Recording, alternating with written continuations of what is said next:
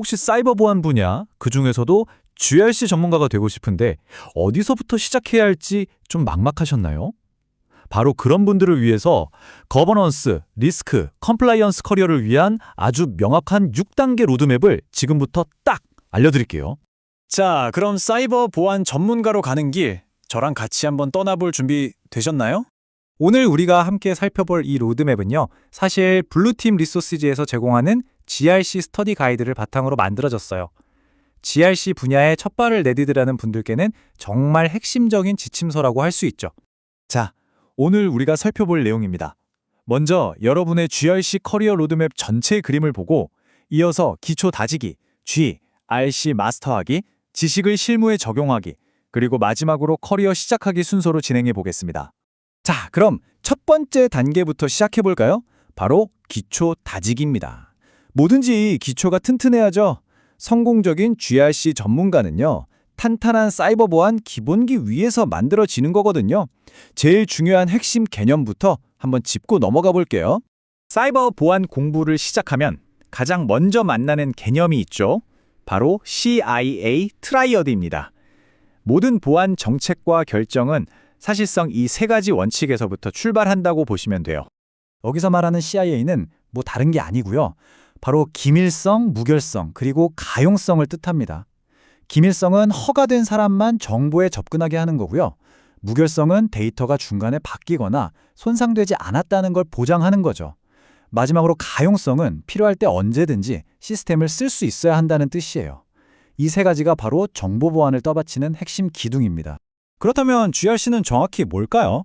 이건 거버넌스, 리스크 컴플라이언스의 앞글자를 딴 말인데요. 단순히 기술적인 단어만 생각하는 게 아니에요. 이걸 회사의 목표라는 목적지를 향해 가는 배라고 생각해 보세요.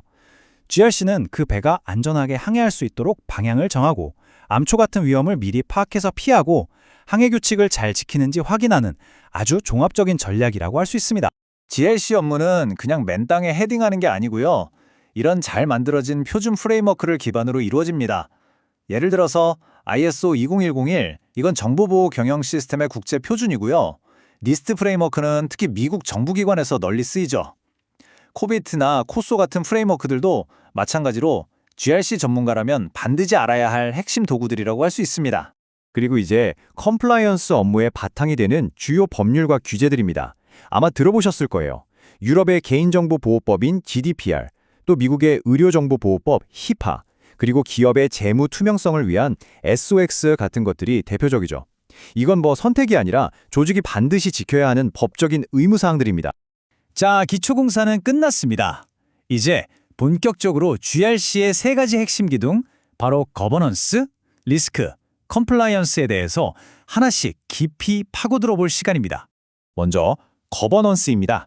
이건 그냥 규칙을 만드는 것에서 그치는 게 아니에요. 우리 회사의 보안 전략이 비즈니스 목표랑 같은 방향을 보게끔 조율하는 아주 중요한 역할입니다. 말하자면 조직 전체 보안의 컨트롤 타워라고 생각하시면 딱 맞습니다.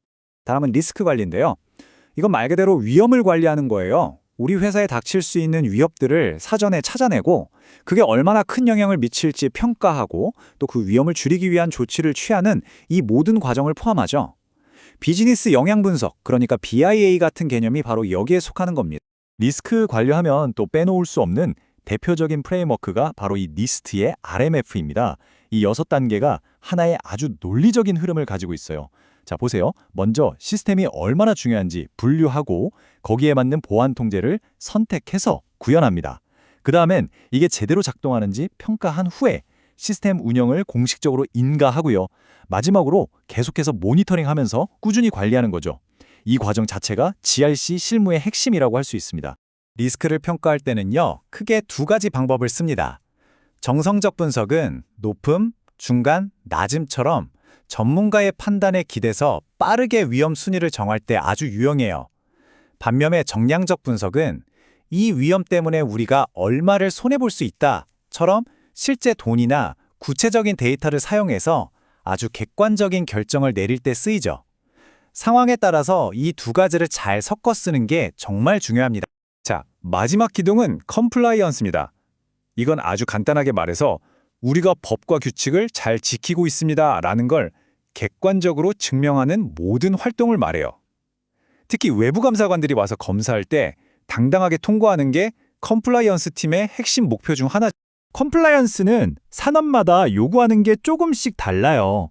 예를 들어서 헬스케어 분야는 환자 정보 때문에 히파를 꼭 지켜야 하고요.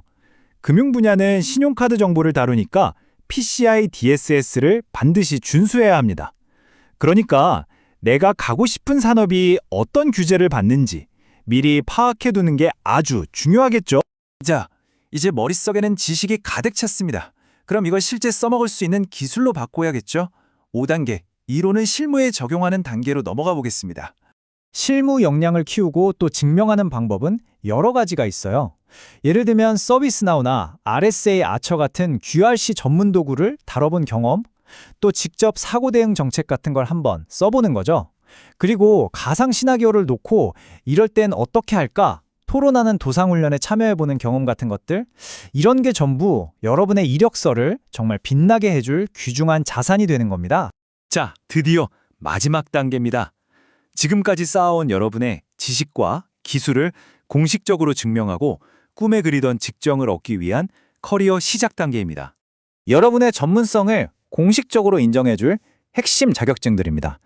보통 커리어 패스가 이래요.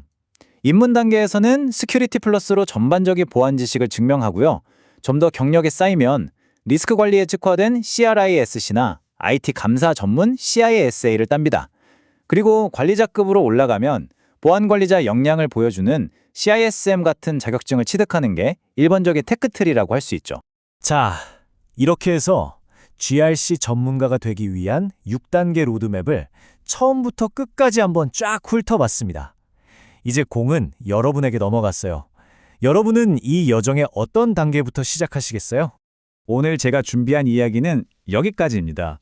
이 내용이 여러분의 GRC의 커리어에 조금이나마 도움이 되셨다면 좋아요와 구독으로 꼭 좀 응원해주세요. 여러분의 그 클릭 한 번이 앞으로 더 유용하고 알찬 컨텐츠를 만드는데 정말 큰 힘이 되거든요. 감사합니다.